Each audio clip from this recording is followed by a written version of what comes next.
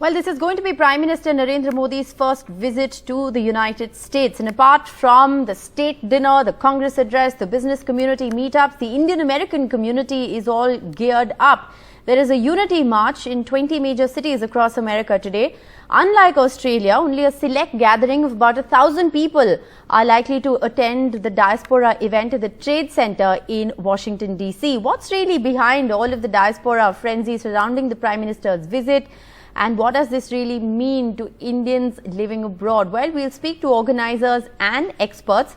But I want to first get you a ground report from Times Square in New York. That's one of the places where this unity march is being carried out as a gesture to welcome Prime Minister Modi to America. My colleague Namrata Abrar has been there. She's been speaking with the Indian community who are out in the streets and all that color. Let's take a look at the report she sent us. With less than 48 hours to go for Prime Minister Modi to land here in New York to begin his first official United States state visit, we have with us the welcome from the Indian American community already started and gearing up. They've rolled the red carpet and you can see the sense of excitement as a report from the global crossroads of the world, New York's Times Square. Very emblematic of the fact that India has now risen in its power and influence right here in the center of the West, as well as reclaimed its own power in global politics, business, defense, across all sectors and spheres. It is now being called a rule maker, not a rule taker. But let's speak to the Indian American community gathered here, and I have an assorted mix of influential leaders here within the community. Tell us, what is this excitement? The first state visit, but this is a royal welcome. Well, you can see what a royal welcome awaits Prime Minister Modi. Today is 18th, 2 days before he's arriving, and today is the Father's Day.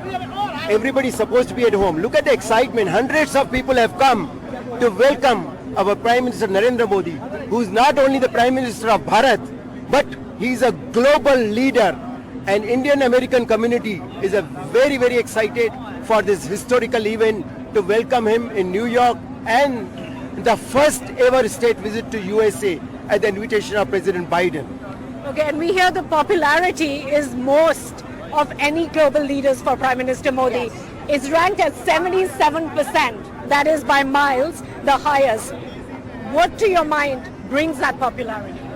See, when we welcome Modi ji, I mean, this is a kickoff for the festival that's going to happen for next few days, right? So we're all excited. The reason is, simply because the value, the NRS, we look at it as a pride that increased, over the years, last few years, because the value is more as a Indians. That makes him a rock star in all across the world. So that makes us, proud to be an Indian descent, right? So we get the value here. So Indians, they look up their value. So that makes, that Modi ji has done to NRIs that, that make us so feel good and great about. So, okay, a self-respecting Indian American community here building that. I'm going to ask a couple of more questions as well about what is planned. We hear there's going to be a plane flying across Hudson River with President Biden and Prime Minister Modi's face. We hear the Empire State Building is going to be lit up. There's lots planned. Again, obviously the official state dinner and the reception at the Ronald Reagan Center. Okay, Rajalakshmi here. See, we all are technocrats, we are entrepreneurs, we are businessmen, we are leaders in our professional field, as well as we support Bharat and the Bharat that exists here in US. Well, what makes Modi ji a leader? Modi ji is not only a visionary, but he executes his visions to the minutest detail. He has surrounded himself with the thinkers and doers. Be it Jaishankar ji, what a rock star of a minister he is. Be it Amit Shah ji. I mean, he doesn't even think it, he executes it. That's what we are here. Why we are successful? We think it, we execute it. That's why we love Modi ji. We are here for Modi ji. We want him back. Yeah, this is Dr. Okay. Hi, my name is Samir. I'm a doctor here. I want to first of all explain to you that the first 1,000 years of recorded history, India had the highest GDP. After that, we lost our track for some time, and now I want to first give credit to the Indian people who have developed their confidence back again, and Modi is just the expression of that confidence. He will take us to the next level. Okay, take them to the next level. So you can see the amount of respect coming in from the Indian American community. I'm going to quickly ask you a question, because remember, the Indian American community now has become the second biggest immigrant group here in the United States, north of 4 million and close to about 5 million. It has huge influence even in local state elections, which is something which is interesting for President Biden to notice. Thank you. My name is Vilas. I came on immigration visa H-1B. Now I got green card. We are contributing a lot of taxes in America. So this Modi ji coming to America and maintaining good relationship with American government. Previously Trump, now Biden ji. So we are associating with all presidents. We are good relations.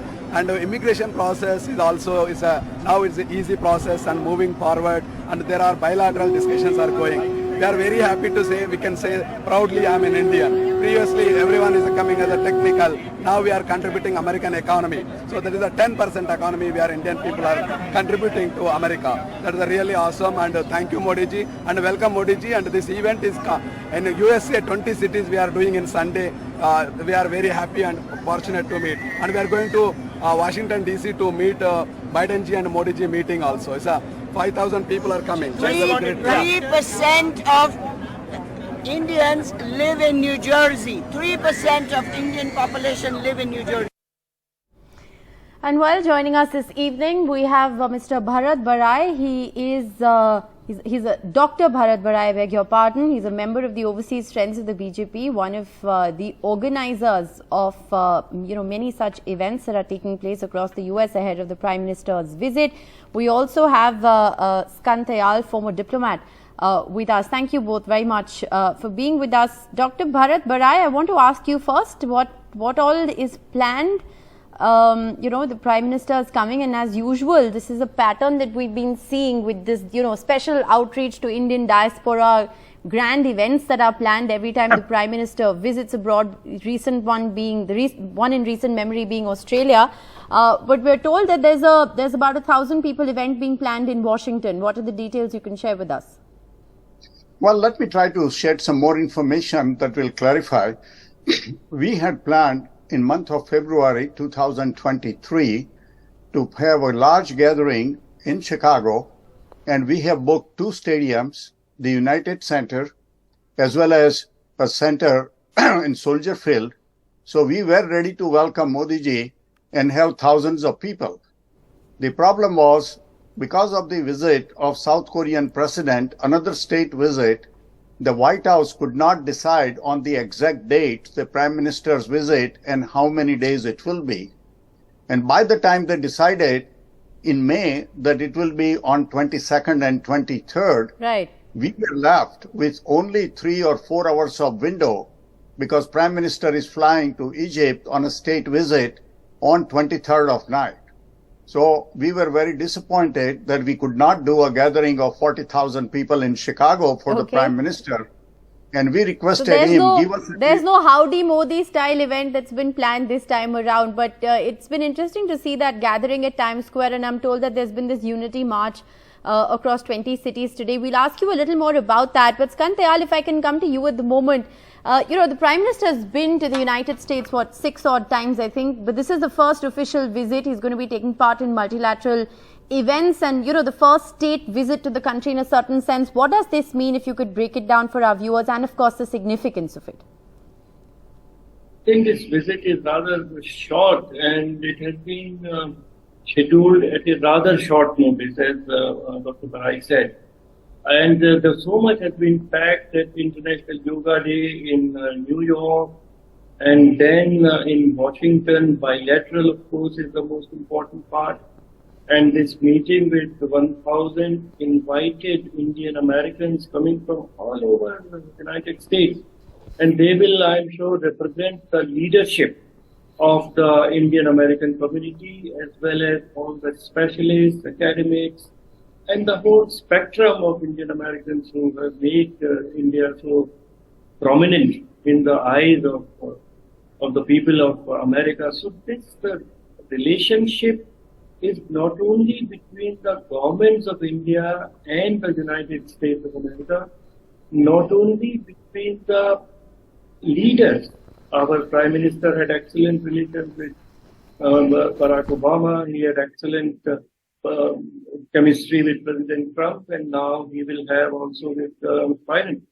And the role of the people of Indian origin in the United States in contributing, strengthening, cementing this relationship has been phenomenal. I was Consul General in Houston, and I have seen, I was there during the time of the Indo-US nuclear deal, how the people of Indian origin all over, they lobbied with their congressmen, Dr. Bharat, and lobbied with their senators, and we got that exemption from the United States Congress. Right. So in that, the role of Indian diaspora, Indian Americans, has been very, very important. Economist has come out with a whole article on the role of Indian diaspora, not only in the United States, all over. I happened to be in Sydney when Prime Minister was there on the 21st of May, and that huge gathering which took place. It was phenomenal, the kind of enthusiasm that people of Indian origin have for our Prime Minister, for the visit, because he reflects the aspiration, the hopes, the sentiments of people of India, as well as these very successful people of Indian origin who have gone abroad. We'll talk a little more. We'll talk a little more about what some of these, multilateral engagements of the Prime Minister mean for Indo-US ties going ahead. But Dr. Bharat Barai, if I can come back to you, this has been a pattern that one has seen now over 9 years of Prime Minister Modi being the Prime Minister. This special outreach to the diaspora wherever he goes. There are always, Indians lining streets to welcome him.